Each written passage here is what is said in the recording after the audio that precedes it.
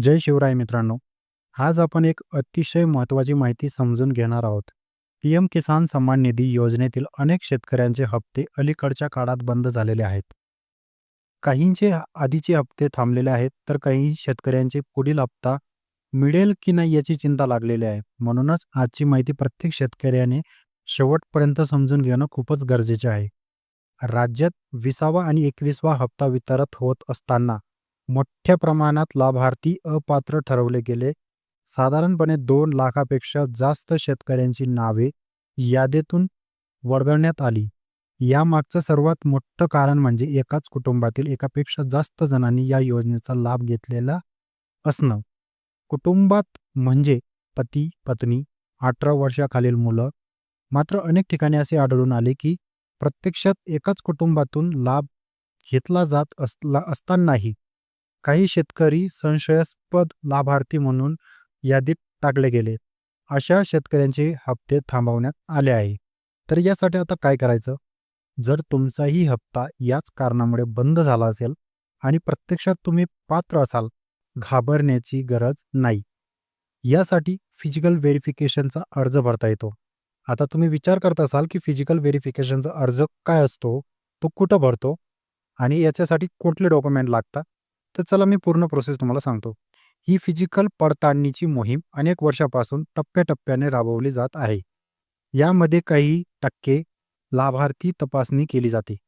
ज्या खात्यामध्ये संशय दिसतो त्या खात्याची तपासणी स्थानिक समितीमार्फत केली जाते.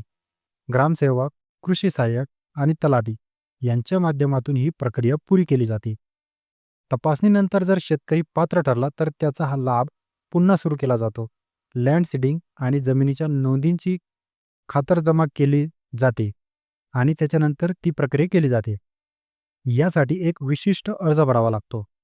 तो अर्ज त्या अर्जामध्ये शेतकऱ्याचे नाव, गाव, आधार क्रमांक, मोबाईल क्रमांक, फार्मर आयडी, कुटुंबाची माहिती द्यावी लागते. एका रेशन कार्डवर किती शेतकरी लाभ घेत आहेत हे नमूद करावे लागते. जर रेशन कार्ड वेगळे असेल तर ती संख्या 0 दाखवता येते. त्यानंतर जमिनीची माहिती दिली जाते. भूमी अभिलेखानुसार क्षेत्रफळ, 2019 पूर्वीची जमीन धारणा, पती, पत्नी आणि अपत्य म्हणजे तुमची मुलं, त्यांच्यापैकी एकापेक्षा जास्त जण लाभ घेत आहेत का? लाभार्थी आजी, माजी, मंत्री, खासदार आहेत का? केंद्र किंवा राज्य शासनाच्या कर्मचारी किंवा निवृत्ती वेतन घेत आहेत का? मागील काही वर्षात सलग आयकर, इन्कम टॅक्स भरत आहेत का? निवृत्ती वेतनाची रक्कम ठराविक मर्यादेपेक्षा जास्त आहे का? नोंदणीकृत व्यावसायिक डॉक्टर, वकील, अभियंता, सनदी, लेखपाल आहेत का? या सर्व बातमींमध्ये लागू नसेल तर त्या ठिकाणी नाही असे नमूद करायचे असते. जर लाभार्थी योजनेचा लाभ सुरू असताना मयत झाला असेल तर तेही या अर्जात जाहीर करता येते. वारस नोंद प्रलंबित असेल आणि पडताळणी झाली नसेल तरी त्या नावाने अर्ज करता येतो. या अर्जासोबत Aadhaar card, 7/12, ration card, farmer ID, अलीकडील 7/12 उतारा, 2019 पूर्वीचे फेरफार, मृत्यू दाखला, वारस नोंदणीचे कागदपत्र जोडावे लागतात. आता तुम्हाला मी या व्हिडिओमध्ये डॉक्युमेंट लिस्ट पण दिली, ठीक आहे. तर हे तुम्ही नोट डाऊन करून घ्या. व्हिडिओ पॉज करून पुन्हा पुन्हा व्हिडिओ पाहून हे पूर्ण डॉक्युमेंट जे सांगितले ते तुम्ही नोट डाऊन करून घ्या. चला पुढे वळूया. ज्यांची नवीन नोंदणी अजून स्वीकारली गेलेली नाहीये त्यांनाही या प्रक्रियेमुळे फायदा होऊ शकतो. ज्यांचे हप्ते बंद झाले आहेत त्यांचे हप्ते पुन्हा सुरू होऊ शकतात. मात्र इथे एक अतिशय महत्त्वाची अट आहे. फार्मर आयडी असणे आता बंधनकारक आहे. फार्मर आयडी नसल्यामुळे पुढील हप्ता मिळणार नाही. तुमच्याकडे जर फार्मर आयडी नसला तर तुम्हाला पुढचा हप्ता मिळणार नाही. फिजिकल व्हेरिफिकेशनसाठी फार्मर आयडी अतिशय आवश्यक आहे मित्रांनो. फार्मर आयडीमुळे जमिनीची नोंद आणि माहिती ऑनलाईन उपलब्ध होते. म्हणूनच अजूनही वेळ गेलेली नाहीये. ठराविक तारखेपर्यंत हे अर्ज स्वीकारले जात आहेत.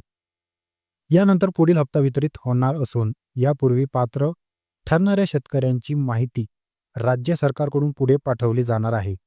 त्यामुळे जर तुमचा हप्ता बंद असेल किंवा अडचणीत असेल तर हा अर्ज नक्की भरून द्या.